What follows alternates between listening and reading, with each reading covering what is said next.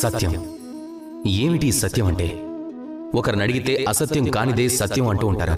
మరొకరిని అడిగితే మనం దేని ఆధారంగా జీవిస్తున్నామో అదే సత్యం అంటారు. అసలు సత్యం ఏమిటి? అంతకంటే ముందు మనం ఇంకో విషయాన్ని తెలుసుకోవాలి. ఈ సత్యాన్ని ఎలా ఉపయోగించుకోవాలని. మీ దగ్గర సత్యం ఉంటే, మీరు సత్యం తెలుసుకుంటే దాన్ని మీరు ఉపయోగించుకోవాలి. ప్రపంచ ప్రయోజనానికి ఉపయోగిస్తే కనుక మీరు ఈ లోకంలో అందరి దృష్టిలో ఉన్నతులవుతారు.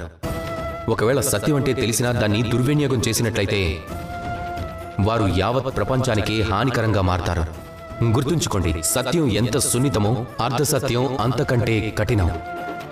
ఆ అర్ధసత్యం యావత్ ప్రపంచాన్ని నాశనం చేయగలదు.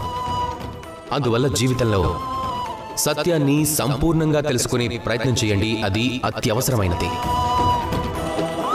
ఆ సత్యం ఏమంటుందో తెలుసా? మీరు జాగ్రత్తగా ఉండాలి అని. సత్యశోధనలో భాగంగా నాతో గొంతు కలపండి. రాధాకృష్ణ.